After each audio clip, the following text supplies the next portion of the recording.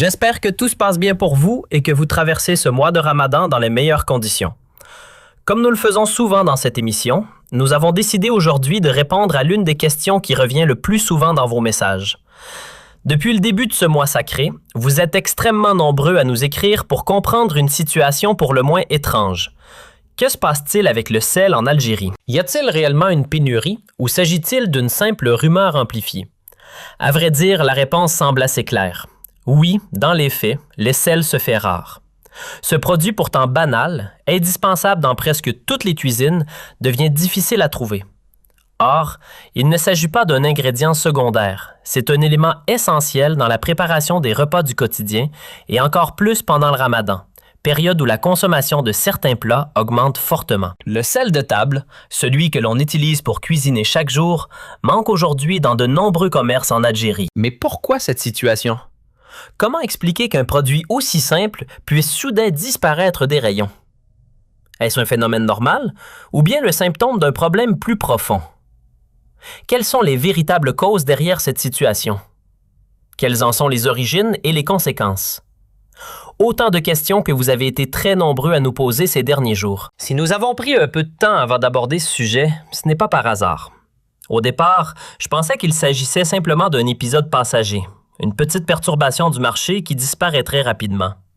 Mais les jours ont passé et la situation, elle, n'a pas disparu.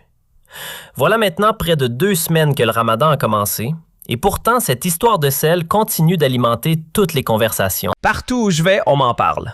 Dans les messages, dans les commentaires, dans la rue même, la même interrogation revient sans cesse.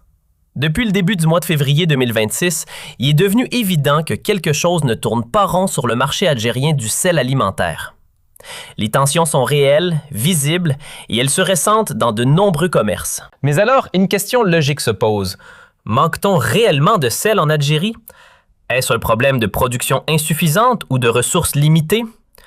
Honnêtement, ce serait assez absurde, car en théorie, l'Algérie fait partie des pays capables de couvrir largement leurs propres besoins en sel, aussi bien pour la production que pour la distribution. Les données disponibles le confirment. Le pays produit suffisamment pour répondre à la demande nationale. Il faut rappeler une chose essentielle. Le sel n'est pas un produit secondaire. C'est l'un des éléments fondamentaux de notre alimentation. Notre organisme en dépend pour obtenir 2 composants indispensables, le sodium et le chlore. Le sodium, lorsqu'il est consommé dans des proportions adaptées, participe à de nombreuses fonctions vitales du corps humain, notamment la transmission des signaux nerveux. Autrement dit, le sel n'est pas un luxe ni un simple condiment. C'est une base essentielle de l'alimentation quotidienne. Si l'on se fie aux données disponibles, l'Algérie ne devrait absolument pas manquer de sel.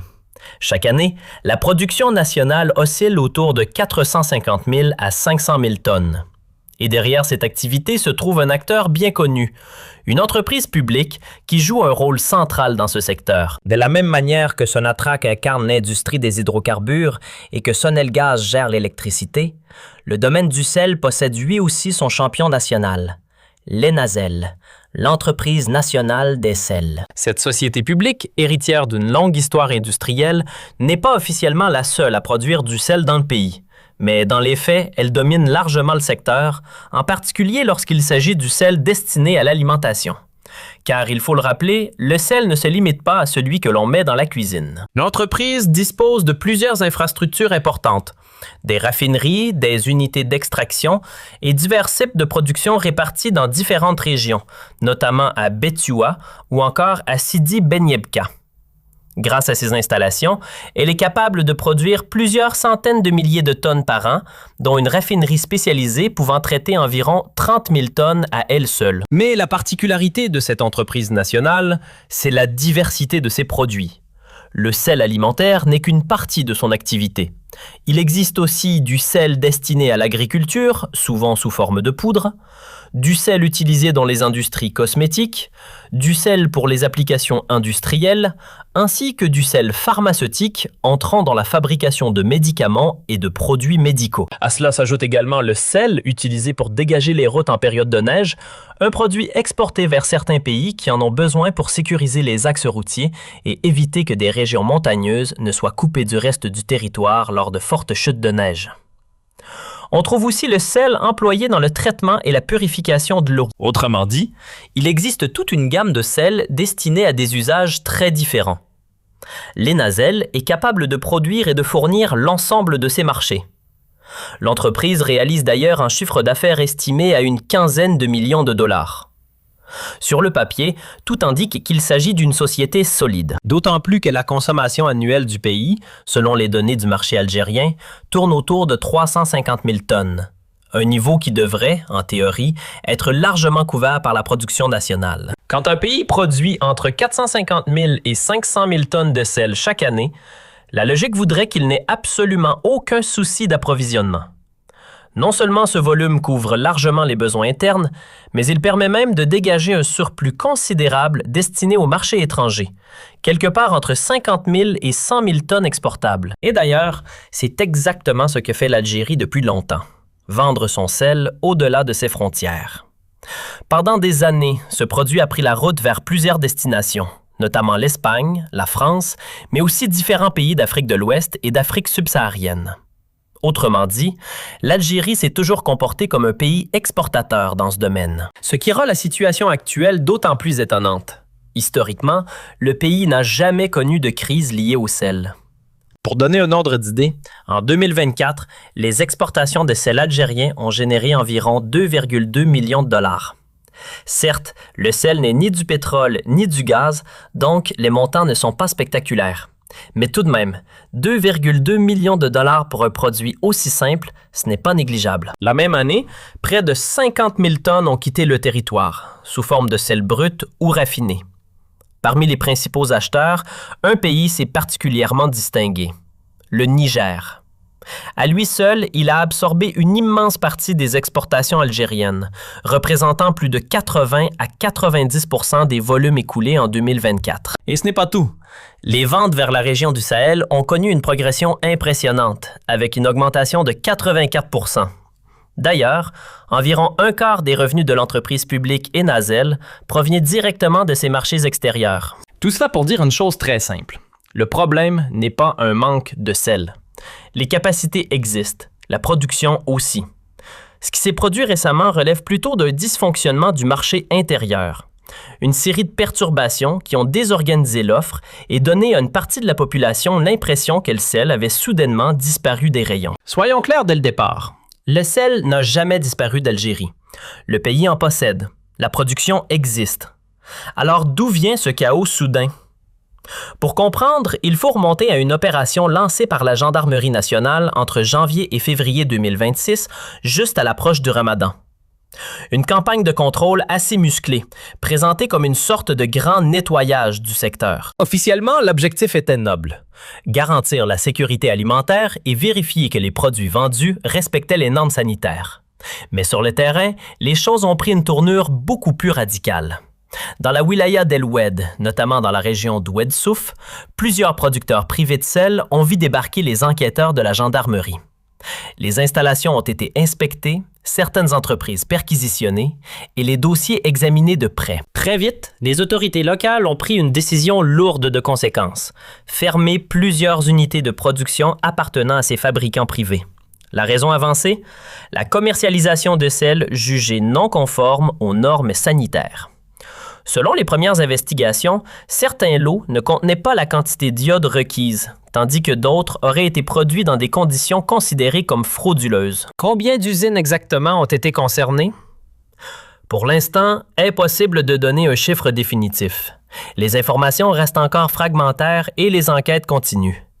Nous partageons ici les premiers éléments disponibles et il est probable que des données plus précises apparaissent dans les prochaines heures ou les prochains jours. Ce que l'on sait cependant, c'est qu'une dizaine d'installations appartenant à des opérateurs privés ont été inspectées et placées sous investigation. Et parmi elles, plusieurs ont effectivement été contraintes de suspendre leurs activités. La conséquence ne s'est pas fait attendre. Les produits issus de ces entreprises ont disparu presque du jour au lendemain des circuits de distribution. En très peu de temps, une part importante du sel alimentaire fourni par ces acteurs privés a été retirée du marché. La fermeture soudaine de ces producteurs privés a laissé un trou énorme dans l'approvisionnement du marché. Et ce vide, contrairement à ce que certains pensaient, l'entreprise publique Enasel n'a pas réussi à le combler rapidement. Officiellement, on expliquait depuis longtemps que cette société détenait environ 60 à 70% du marché national du sel. Mais il restait tout de même une part non négligeable, autour de 30 à 35%, assurée par les producteurs privés. Lorsque ces derniers ont disparu du paysage du jour au lendemain, une question évidente s'est posée. Si Enagel dominait réellement le secteur à ce point, pourquoi n'a-t-elle pas réussi à compenser la production manquante en quelques jours? C'est là que les choses deviennent intéressantes. Cela laisse penser que le poids réel du secteur privé avait été largement sous-estimé. Autrement dit, les statistiques officielles semblaient peut-être bien plus optimistes que la réalité. Si l'entreprise publique contrôlait véritablement les 2/3 du marché, le retrait du sel jugé non conforme, celui qui manquait d'iode ou qui ne respectait pas les normes, aurait dû être absorbé sans difficulté. Quelques ajustements dans la production auraient suffi pour rééquilibrer l'offre. Pourtant, ce scénario ne s'est jamais produit. La conséquence a été immédiate. Dans plusieurs régions du pays, les étagères ont commencé à se vider. Dans certaines supérettes et magasins d'alimentation, notamment dans l'est et le sud-est de l'Algérie, le sel est tout simplement devenu introuvable. Face à cette situation, Enagel a dû réorganiser ses livraisons et répartir ses volumes de production vers les zones les plus touchées. Car la pénurie, d'abord localisée dans l'est et le sud-est du pays, a fini par gagner progressivement d'autres régions, jusqu'à atteindre le centre et finalement une grande partie du territoire. Mais un autre phénomène a amplifié la crise, la fameuse panique du Ramadan. À l'approche du mois sacré, la consommation augmente toujours. Cette année, la peur de manquer a déclenché un réflexe bien connu, le stockage. De nombreux foyers, après avoir constaté les premières ruptures dans les magasins avant même le début du Ramadan, ont commencé à acheter du sel en grande quantité pour constituer des réserves.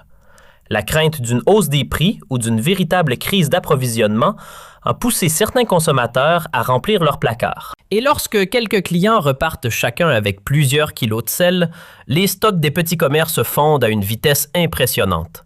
En quelques heures parfois, les rayons se retrouvent complètement vides. Pendant que les autorités menaient leur contrôle, plusieurs unités de production appartenant aux fabricants privés d'Oued Souf ont été mises à l'arrêt. Les activités ont été suspendues temporairement, le temps que les investigations aboutissent et que les responsabilités soient éventuellement établies, avec à la clé des sanctions administratives ou même judiciaires. Résultat, une partie importante de la production nationale s'est retrouvée paralysée. Et au moment même où la demande allait exploser avec l'arrivée du Ramadan, l'offre, elle, s'est retrouvée insuffisante. La situation s'est encore compliquée par la suite. Des rumeurs ont commencé à circuler et, au lieu de calmer le jeu, les autorités ont choisi d'évoquer la spéculation. Plutôt que d'admettre que le calendrier des inspections avait peut-être été mal choisi, le discours officiel a pointé du doigt les commerçants. Pourtant, une question simple se pose. Ces contrôles et ces enquêtes n'auraient-ils pas dû être menés bien plus tôt? Idéalement 2 ou 3 mois avant le Ramadan, afin d'éviter une perturbation du marché à un moment aussi sensible. Car la réalité est là. Les fermetures d'usines ont commencé début février, à peine 2 semaines avant le début du mois sacré. Une décision qui révèle une nouvelle fois une mauvaise évaluation de l'équilibre réel du secteur. L'importance des producteurs privés a été minimisée, tandis que les capacités de l'entreprise publique Enagel et de ses différentes filiales ont été largement surestimées. On a cru que la Société nationale pourrait absorber toute la demande du marché sans difficulté. Les faits ont démontré exactement l'inverse. Dans ce climat déjà tendu, les rumeurs ont trouvé un terrain fertile. À la fin du mois de février, une histoire étonnante s'est répandue. La Tunisie disposerait de réserves de sel suffisantes pour sauver l'Algérie. Certains affirmaient même que le pays voisin possédait l'équivalent de 10 années de production prêtes à être exportées. Une information spectaculaire, mais totalement infondée. Très vite, cette rumeur a été officiellement démentie. Cette avalanche de rumeurs et d'informations contradictoires a eu un effet immédiat. Elle a alimenté l'inquiétude générale. Les commerçants, craignant de voir leurs étagères totalement vides, se sont précipités pour acheter tout le sel disponible auprès des fournisseurs.